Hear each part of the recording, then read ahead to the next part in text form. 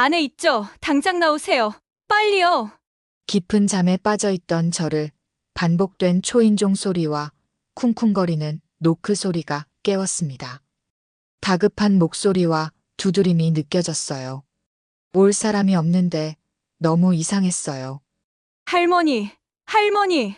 들어본 적 없는 어린 여자 목소리였어요. 다급하게 일어나 문으로 달려갔습니다. 누구세요? 할머니 가스 냄새가 너무 심해요. 빨리 나오세요. 그 말을 듣자마자 거짓말처럼 엄청난 가스 냄새가 맡아지기 시작했어요. 저는 다급히 문을 열고 나갔습니다. 저는 서정은 52세입니다. 재혼한 지 7년이 된 평범한 제과점 사장이죠. 그날 밤 깊은 잠에 빠져 있던 저를 깨운 건 요란한 초인종 소리와 누군가 문을 두드리는 소리였어요. 누구세요? 잠결에 물어봤지만 대답 대신 더 급박한 목소리가 들렸습니다. 가스 냄새가 심해요. 당장 나오세요. 밖에서 외치는 건 여자 목소리였어요. 순간 정신이 번쩍 들었습니다. 가스 냄새라니. 저는 급하게 옷을 걸쳐 입으며 문 쪽으로 달려갔어요. 문을 열자마자 톡 쏘는 냄새가 코끝을 찔렀습니다. 정말 가스 냄새였어요. 저 택배기사 이려진이에요.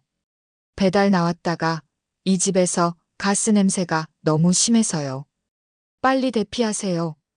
20대 중반으로 보이는 젊은 여성이 안전모를 쓰고 저를 재촉했습니다. 저는 본능적으로 위험을 느꼈어요. 급하게 휴대폰과 비상금, 도장만 챙겨서 집 밖으로 나왔습니다. 밖으로 나와 뒤를 돌아보니 이상한 점이 눈에 띄었어요. 2층 환기창이 반쯤 열려 있었습니다. 분명히 저는 그 창문을 닫고 잤는데 말이죠. 그리고 보일러실 근처에 뭔가 그림자 같은 게 스쳤던 기억이 희미하게 남아 있었어요. 그때는 꿈인 줄 알았거든요. 정말 다행이에요. 조금만 더 늦었으면 큰일 날 뻔했어요. 이려진이 안도하며 말했습니다. 저도 가슴을 쓸어내렸어요. 하지만 뭔가 석연치 않은 기분이 들었습니다. 사실 일주일 전부터 이상한 일이 있었어요. 저희 집 일산화탄소 경보기가 간헐적으로 삐삐 소리를 냈거든요. 처음엔 배터리가 부족한 경고음인 줄 알고 대수롭지 않게 넘겼습니다. 그런데 지금 생각해보니 그것도 이상하네요. 새벽 4시가 넘어서야 집으로 돌아갈 수 있었습니다. 가스 점검을 마친 후였어요. 다행히 누출은 멈췄다고 했지만 마음이 편하지 않았어요. 잠들기 전 1층 가게를 한번 둘러봤습니다. 게시판에 붙어 있는 공지 하나가 눈에 들어왔어요. 도시 소방 합동훈련 안내 -구청, 소방서, 상인회 공동 주최. 아, 맞다. 열흘 뒤에 합동훈련이 있다고 했었네요. 저도 제과점 사장으로서 시식 지원을 하기로 했던 게 기억났습니다. 그런데 왜 갑자기 이런 일이 생겼을까요? 침대에 누워서도 잠이 오지 않았어요. 환기창이 열려있던 모습, 보일러실 근처의 그림자, 그리고 경보기 소리. 뭔가 연결되는 느낌이었지만 아직은 확실하지 않았습니다. 하지만 분명한 건 오늘 밤 일이 단순한 가스 사고는 아닐 것 같다는 생각이었어요. 새벽 5시가 되어서야 겨우 잠에 들 수 있었습니다. 하지만 꿈속에서도 그 톡 쏘는 냄새와 초인종 소리가 계속 맴돌았어요. 이게 시작일 뿐이라는 걸 그때는 몰랐습니다. 다음 날 아침, 저는 일찍 일어나 근처 편의점으로 갔습니다. 커피라도 마시며 정신을 가다듬고 싶었거든요. 어젯밤 일이 자꾸 머릿속을 맴돌았어요. 편의점에서 캔커피를 고르고 있는데 누군가 제 어깨를 툭 건드렸습니다. 돌아보니 어젯밤 저를 구해준 택배기사 이려진이었어요. 안녕하세요. 어젯밤 괜찮으셨어요? 덕분에 무사했어요. 정말 고마웠습니다. 이려진은 잠시 주저하더니 조심스럽게 말을 꺼냈어요. 사실 어젯밤에 좀 이상한 걸 봤거든요. 배관 밸브 쪽을 보니까 누군가 건드린 흔적이 있어 보이더라고요. 제 가슴이 철렁 내려앉았습니다. 역시 뭔가 이상했던 거예요. 정말요? 어떤 흔적이었는데요? 제가 공조설비과를 다니다가 그만뒀거든요. 그래서 이런 것에 좀 민감해요. 밸브 주변에 손때 같은 게 묻어 있고 렌치로 돌린 자국도 선명했어요. 원래라면 먼지가 많이 앉아야 하는 부분인데 말이죠. 저는 점점 불안해졌어요. 가스 사고가 아니라 누군가 의도적으로 저를 해치려 했다는 말인가요? 편의점을 나와 집으로 돌아가는 길, 머릿속이 복잡했습니다. 누가 저를 해치려 할 이유가 있을까 생각해 봤어요. 제가 누구에게 원한을 살 만한 일을 했나 싶었거든요. 집에 도착해서 찬찬히 살펴보기 시작했습니다. 2층으로 올라가 환기창을 자세히 봤어요. 창문 걸쇠에 뭔가 긁힌 자국이 있었어요. 분명히 어제까지는 없던 흔적이었습니다. 보일러실도 확인해 봤어요. 바닥에 작은 흠집들이 생겨 있었고 벽면에도 뭔가 도구로 건드린 듯한 자국이 보였습니다. 이려진 말이 맞았어요. 누군가 여기서 뭔가를 했던 거였어요.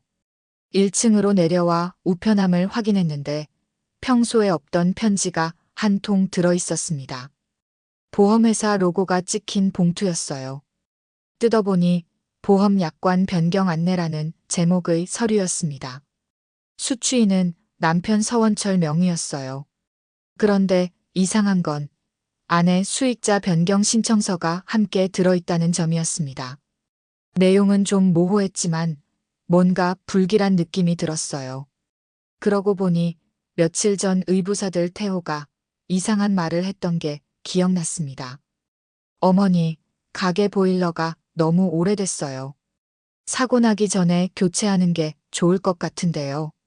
그때는 그냥 걱정해주는 말인 줄 알았는데 지금 생각해보니 너무 집요하게 말하더라고요. 제가 아직 괜찮다고 하니까도 계속 교체를 권했거든요. 태호는 남편의 전처 아들이에요. 저와는 7년 전 재혼하면서 가족이 됐죠. 올해 30세인데 평소에 체면을 중시하고 한탕주의 성향이 있어요. 요즘 다혜라는 28세 여자친구와 교제 중이고요. 혹시 태호와 관련이 있을까요? 아직 확실한 건 아니지만 의심스러운 정황들이 하나씩 맞춰지기 시작했어요. 저는 전에 격리로 일했던 경험이 있어서 숫자나 서류 정리에는 자신이 있습니다. 이런 보험 관련 서류도 대충 넘기지 않아요. 이 서류를 자세히 분석해 봐야겠다는 생각이 들었습니다.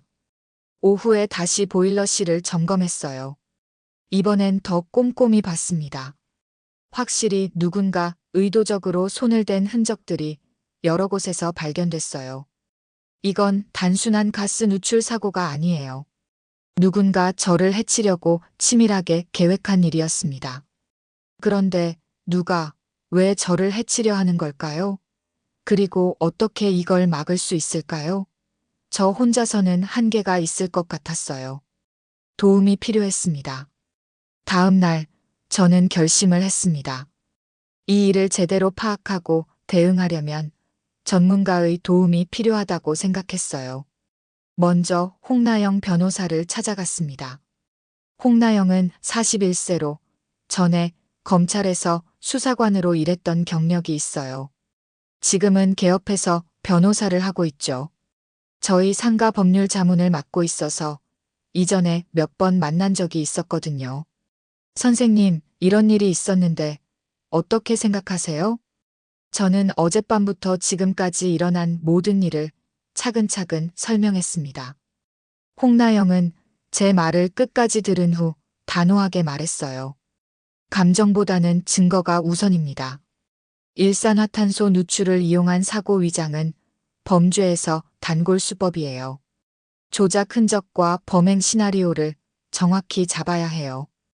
역시 전문가답게 냉정하고 정확한 판단이었습니다. 그럼 어떻게 해야 할까요? 먼저 현장 증거를 더 확보해야 해요. 그리고 의심되는 인물들의 동선과 동기를 파악해야 하고요. 혹시 가스 설비 전문가 아는 분 있나요? 마침 저는 오창근 전 가스안전점검관을 알고 있었어요. 62세인 오창근은 30년 넘게 가스 안전 점검을 해온 베테랑이었습니다. 작년에 퇴직했지만 여전히 현장 감식과 장치 설계에 정통하죠. 오창근에게 연락해서 상황을 설명했어요. 그는 흔쾌히 도와주겠다고 했습니다. 정은 씨, 이런 조작은 아무나 할 수 있는 게 아니에요. 보일러와 배기 덕트, 환기창 구조를 정확히 알아야 가능한 일이거든요. 오창근이 현장을 직접 와서 점검해 봤어요. 보일러실 곳곳을 자세히 살피더니 심각한 표정을 지었습니다. 이건 의도적 역류를 유도한 흔적이 분명해요. 배기구를 막고 환기창을 조작해서 일산화탄소가 실내로 들어오게 만든 거죠. 정말 소름 끼치는 일이었어요. 누군가 저를 죽이려고 이렇게 치밀하게 계획했다니요. 이때 택배기사 이려진이 다시 나타났습니다. 평소 이 동네 배달을 담당하고 있어서 자주 보던 얼굴이었어요. 혹시 도움이 필요하시면 말씀해 주세요. 제가 뒷골목 CCTV 사각지대는 잘 알거든요. 이려진은 24세인데 공조설비과를 중퇴했지만 안전장비나 소형 카메라 같은 것에는 익숙했어요. 본의 아니게 제 조력자가 되어준 거죠. 그럼 CCTV가 잡지 못하는 곳에 카메라를 설치할 수 있을까요? 물론이죠. 핀 카메라나 음성 녹음 장치 정도는 문제 없어요. 이렇게 해서 저희 팀이 만들어졌습니다. 홍나영 변호사, 오창근 전 점검관, 이려진 택배기사, 그리고 저까지 4명이요. 홍나영이 전체적인 계획을 세웠어요. 증거 수집과 함정 설계를 동시에 진행해야 해요. 상대방이 다시 범행을 시도할 때를 노려서 현행범으로 잡는 게 최선이에요. 그런데 언제, 어떤 상황에서 다시 시도할까요? 고민하다가 문득 떠오른 게 있었어요. 아, 맞다. 다음 주에 도시 소방 합동훈련이 있어요. 홍나영이 눈을 반짝였어요. 그거 좋은데요? 공개적인 장소에서 많은 사람들 앞에서 벌어진다면 더욱 확실한 증거가 될 거예요. 저는 상가번영회 단체 채팅방에 댓글을 달았습니다. 합동훈련 날 제과점에서 시식 지원하겠습니다. 이렇게 하면 그날 많은 사람들이 모일 명분이 생기죠. 계획이 서서히 구체화되기 시작했어요. 하지만 아직 의심일 뿐 확실한 증거는 없었습니다. 정말 태호와 다혜가 저를 해치려 하는 걸까요? 그리고 제가 과연 이들을 상대로 이길 수 있을까요? 불안했지만 포기할 수는 없었어요. 제가 직접 진실을 밝혀내야 했습니다. 해시태그 사장. 덫이 설계. 이제 본격적으로 함정을 설계할 때가 됐습니다. 홍나영, 오창근, 이려진과 함께 세밀한 계획을 세웠어요. 합동훈련 당일 오전에 평소처럼 가게를 여세요. 태호와 다혜는 분명히 효도 방문이라는 명목으로 나타날 가능성이 높아요. 홍나영의 분석이 정확했어요. 평소 태호의 성격을 보면 체면을 중시하기 때문에 공개된 자리에서 좋은 아들 연기를 할 거라는 예상이 들어맞을 것 같았습니다. 오창근이 현장 세팅을 담당했어요. 보일러실과 배기구, 환기창에 표식 테이프를 붙여놓겠어요. 조작하면 바로 흔적이 남을 거예요. 그리고 일산화탄소 측정기로 실시간 로그를 기록하고요. 이려지는 촬영 장비를 설치했습니다. 주방, 복도, 계단에 핀 카메라를 설치했어요. 화질도 좋고 음성까지 녹음돼요. 혹시 모르니까 백업용도 준비했고요. 홍나영은 법적 절차를 준비했어요. 경찰과 소방서에 미리 연락해뒀어요. 조건부 출동 요청을 해놨거든요. 현장에서 신고하면 바로 올 수 있도록 말이죠. 모든 준비가 끝나갈 무렵 저는 다혜에게 메시지를 보냈습니다. 다혜야, 다음 주 합동훈련 날 바쁘지 않으면 가게 좀 도와줄 수 있을까? 시식 준비하느라 손이 부족해서. 이건 미끼였어요. 그들을 현장으로 끌어들이는 거죠. 얼마 후 다혜에게서 답장이 왔어요. 어머님, 물론이죠. 태호 오빠랑 같이 가서 도와드릴게요. 몇 시에 갈까요? 역시 예상대로였습니다. 이제 무대는 준비됐어요. 하지만 계획을 세우면서도 마음 한편이 무거웠어요. 정말 제 의부사들이 저를 해치려 한다는 게 믿어지지 않았거든요. 혹시 제가 잘못 생각한 건 아닐까 싶기도 했고요. 그런 제 마음을 아는지 홍나영이 말했어요. 정은 씨, 지금은 감정을 배제하고 사실만 봐야 해요. 만약 정말 무고한 일이라면 오히려 그들에게도 좋은 일이에요. 의심이 풀리니까요. 맞는 말이었어요. 저는 마음을 다잡았습니다. 며칠 동안 우리는 리허설을 했어요. 각자 맡은 역할을 점검하고 예상되는 상황들에 대비했습니다. 측정기 수치가 급상승하면 앱으로 알람이 와요. 그때가 신호예요.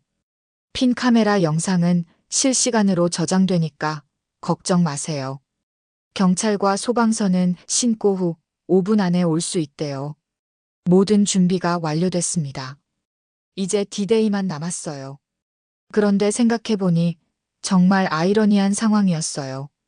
7년 전 재혼할 때만 해도 이런 일이 생길 거라고는 상상도 못했거든요. 평범한 가정을 꾸리고 싶었을 뿐이었는데 말이죠. 하지만 이제 와서 후회해봐야 소용없어요. 중요한 건 앞으로 어떻게 하느냐는 거죠. 합동훈련 이틀 전 마지막 점검을 했습니다. 모든 장비가 정상 작동하는지, 각자 역할을 제대로 숙지했는지 확인했어요. 정은 씨, 혹시 마음이 바뀌면 언제든 말하세요. 아직 늦지 않았어요. 홍나영이 마지막으로 확인했지만 저는 이미 결심을 굳혔습니다. 아니에요. 끝까지 가볼 거예요. 진실이 뭔지 알아야겠어요. 이제 정말 마지막 준비만 남았습니다.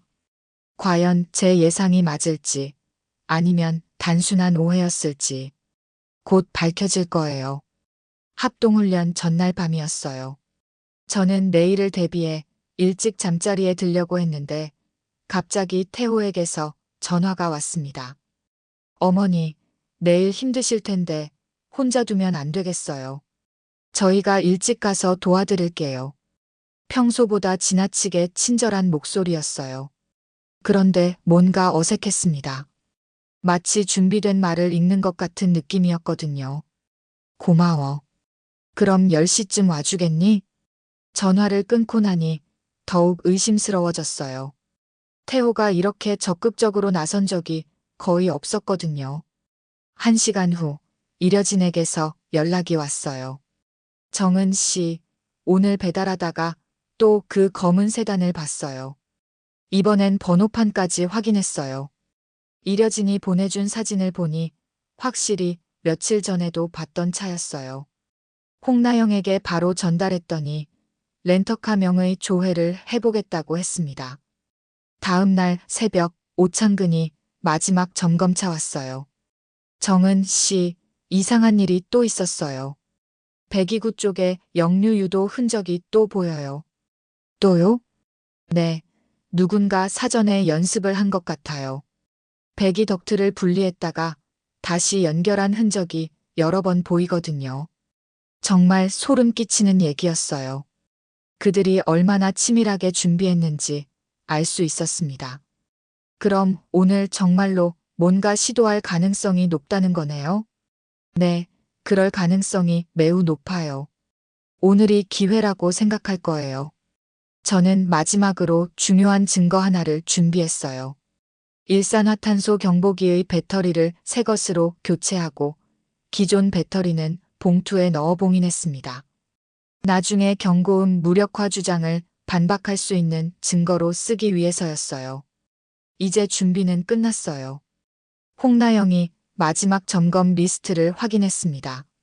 핀 카메라 작동 확인, 측정기 앱 알람 설정, 경찰서 핫라인 준비, 표식 테이프 부착 완료.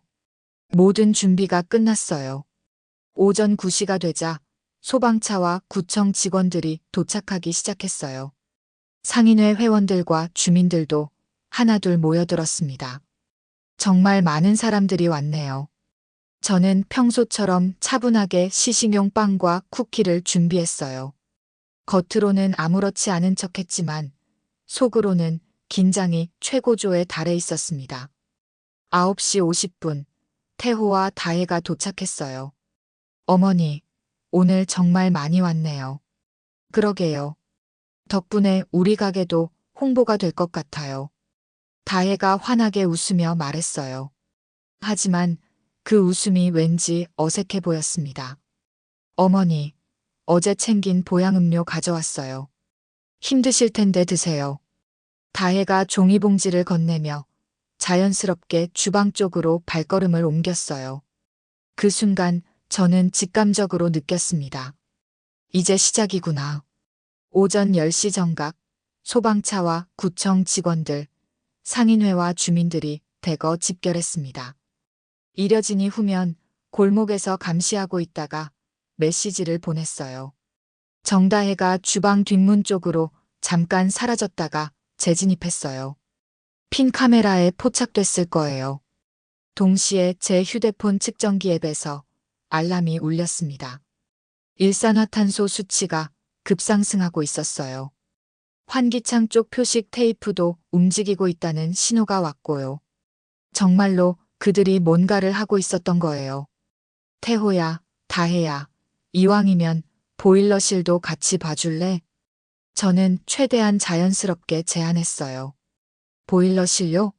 갑자기 왜요? 태호가 당황한 표정을 지었어요. 평소 같으면 귀찮다고 했을 텐데 오늘은 반응이 달랐습니다. 훈련하는 김에 우리 집 안전도 한번 점검받으면 좋잖아요. 소방관들도 많이 와 있고. 다혜가 재빨리 끼어들었어요. 그럼요, 어머님. 안전이 최우선이죠. 하지만 다혜의 목소리에는 미묘한 긴장감이 섞여 있었어요. 제가 너무 예민한 건가 싶었지만 확실히 평소와 달랐습니다. 우리는 보일러실로 향했어요. 소방관 몇 명과 오창근도 함께했습니다. 많은 사람들이 지켜보는 가운데 이뤄지는 일이었죠. 보일러실 문을 열자마자 오창근이 즉시 제지했어요. 잠깐 위험해요. 모든 사람들이 긴장했습니다. 배기 덕트가 고의로 분리됐어요. 그리고 환기창이 임의로 고정돼 있고 점화와 환기 순서가 역으로 설정돼 있습니다. 오창근이 구체적으로 지적하며 설명했어요. 이건 일산화탄소를 실내로 역류시키기 위한 조작이에요. 매우 위험한 상황입니다. 그 순간 경찰과 소방관들이 본격적으로 현장을 장악했어요. 미리 연락해뒀던 조건부 출동 계획이 작동한 거였죠. 이제 결정적인 순간이 왔어요. 홍나영 변호사가 준비해온 증거들을 하나씩 제시하기 시작했습니다. 먼저 이 핀 카메라 영상을 보시죠. 핀 카메라에 포착된 영상이 재생됐어요. 다혜가 도면을 캡처한 화면을 보면서 손놀림으로 덕트 클립을 빼는 장면이 선명하게 담겨 있었습니다. 그리고 이건 주방에서 촬영된 영상인데 다혜 씨가 음료병을 바꿔치기 하려고 시도하는 장면이에요. 정말 소름 끼치는 영상이었어요. 다혜가 가져온 음료에 뭔가를 탔던 걸까요? 홍나영이 계속해서 증거를 제시했어요. 어제 확보한 보험 수익자 변경 신청서입니다. 서태호 씨와 정다혜 씨가 공동으로 신청한 내역이에요. 그리고 이건 렌터카 대여 내역과 번호판 조회 결과예요. 며칠 전부터 이 집 주변을 맴돌던 차량의 명의자가 정다혜 씨로 나와 있습니다. 태호와 다혜의 얼굴이 창백해졌어요. 특히 다혜는 입술을 깨물며 시선을 피했습니다. 이건 우연의 일치일 수 있잖아요. 태호가 발끈하며 변명했어요. 우연이라고요? 오창근이 일산화탄소 측정기 그래프를 보여줬어요. 이 로그를 보세요. 수치가 급상승한 정확한 시간이 다혜 씨가 뒷문으로 나간 시각과 일치해요. 그리고 환기창 표식 테이프가 손상된 시각도 CCTV 타임스탬프와 정확히 맞아떨어집니다. 모든 증거가 그들을 향하고 있었어요. 더 이상 변명할 여지가 없었죠. 소방서 직원이 보일러실을 재점검하고 나서 말했어요. 이 정도 조작이면 30분 안에 일산화탄소 중독으로 사망할 수 있었을 겁니다. 정말 위험한 상황이었네요. 그 말을 듣고 주변 사람들이 경악했어요. 정말 살인 미수였던 거죠. 아니에요. 우리는 그런 생각 없었어요. 다혜가 울먹이며 부정했지만 이미 늦었어요. 홍나영이 마지막 증거를 제시했어요. 일산화탄소 경보기 배터리 조작 시도의 증거입니다. 기존 배터리와 새 배터리 모두 봉인 보관했어요. 경고음 고장 주장을 미리 차단한 거죠. 정말 치밀한 준비였어요. 그들의 모든 계획이 무너지는 순간이었습니다. 이때 경찰이 수갑을 꺼냈어요. 서태호, 정다혜, 살인미수 및 보험사기 미수 혐의로 현행범 체포합니다. 공개된 자리에서 그것도 소방관과 구청 직원, 상인회와 주민들이 모두 지켜보는 가운데 체포되는 모습. 태호가 그토록 중시하던 체면이 완전히 박살난 순간이었어요. 어머니, 오해해요. 정말 그런 뜻이 아니었어요. 태호가 끝까지 변명했지만 증거는 거짓말하지 않았습니다. 사람들의 시선이 저에게 쏠렸어요. 동정의 눈빛, 놀라움, 안타까움이 뒤섞인 표정들이었죠. 정은 씨 정말 고생 많으셨네요. 이런 일이 있을 줄이야. 저는 담담하게 말했어요. 감정은 제가 감당할 일이고 판단은 법에 맡기겠습니다. 정말 긴 하루였어요. 7년간 가족이라고 생각했던 사람들이 저를 해치려 했다는 사실. 아직도 믿어지지 않았지만 증거 앞에서는 어쩔 수 없었습니다. 사건이 끝나고 며칠 후 출장에서 돌아온 남편 서원철과 마주 앉았어요. 56세인 원철은 장거리 해외 출장이 잦아서 가족사에 둔감한 편이었지만 이번 일만큼은 심각하게 받아들였습니다. 정은아, 정말 미안해. 내 아들이 이런 짓을 할 줄 몰랐어. 원철은 경찰 조사를 받은 후 태호와 다혜의 범행을 인정하고 저에게 사과했어요. 하지만 저는 차분하게 답했습니다. 법과 절차대로만 진행하면 돼요. 개인적인 감정은 따로 정리할게요. 실제로 저는 분노보다는 허탈감이 더 컸어요. 7년 동안 가족이라고 생각했던 사람들이었는데 결국 보험금 때문에 저를 죽이려 했다니.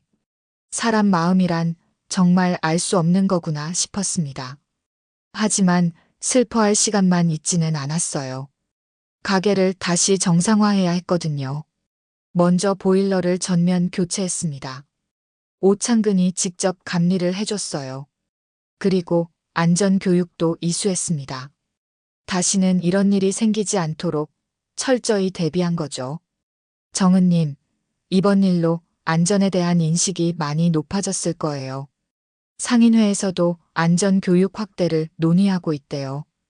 홍나영이 말해줬어요. 정말 뜻밖의 수확이었네요. 실제로 상인회에서 안전분과 설치를 결정했고 저에게 부대표를 맡아달라고 요청했어요. 처음엔 부담스러웠지만 제 경험을 다른 사람들에게 도움이 되게 쓸 수 있다면 의미 있는 일이라고 생각했습니다. 이려진도 새로운 변화를 맞았어요. 이번 일을 계기로 소방안전 자격증 취득을 결심한 거죠. 정은 씨 덕분에 제 길을 찾은 것 같아요. 앞으로 진짜 전문가가 되고 싶어요. 저는 이려진을 파트타임으로 고용했어요. 배달과 병행하면서 자격증 공부를 할 수 있도록 도운 거죠. 이번 일에서 저를 도와준 은인이기도 하고 젊은 사람이 꿈을 찾아가는 모습이 보기 좋았거든요. 한 달 후 구청에서 안전모범점포 현판식을 열었어요. 제과점이 그 첫 번째 대상으로 선정된 거였죠. 현판을 받으며 인터뷰를 했는데 기자가 물었어요. 이번 일을 겪으시면서 어떤 생각이 드셨나요? 저는 잠시 생각한 후 답했습니다.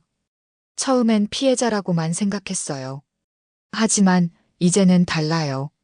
저는 더 이상 피해자가 아니에요. 제 이름으로 서는 거죠. 정말 그랬어요. 52세에 이런 일을 겪을 줄이야 생각도 못했지만 결과적으로 더 강해진 것 같았습니다. 요즘 제과점에는 예전보다 더 많은 손님들이 찾아와요. 이번 일이 알려지면서 오히려 유명해진 거죠.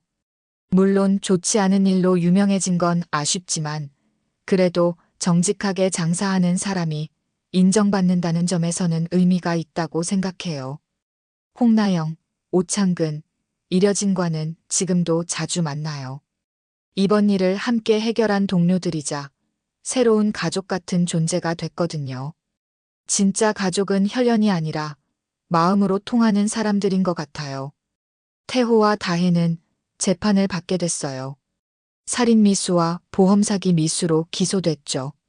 저는 법정에서 담담하게 증언했습니다. 원망하는 마음보다는 안타까운 마음이 더 컸어요. 어떻게 돈 때문에 사람을 죽이려 할 수 있을까 싶었거든요. 지금 제 삶은 예전보다 훨씬 알차요. 안전분과 활동도 하고 이려진이 일을 배워가는 모습도 보고 정말 좋은 사람들과 함께 지내고 있어요. 가끔 생각해봐요. 만약 그날 밤 이려진이 초인종을 누르지 않았다면 어떻게 됐을까? 아마 저는 이 세상에 없었을 거예요. 정말 아찔한 일이었죠. 하지만 결국 진실은 밝혀졌고 저는 살아남았어요. 그리고 더 강해졌습니다. 요즘 제 좌우명은 이거예요. 감정은 내 손에, 판단은 증거에. 이번 일을 통해 배운 가장 중요한 교훈이거든요. 52세에 새로운 인생을 시작한다는 게 쉬운 일은 아니에요. 하지만 불가능한 것도 아니죠. 저는 이제 제 이름으로 당당하게 살아갈 거예요. 더 이상 누구의 부인도 누구의 어머니도 아닌 서정은이라는 이름으로 말이에요.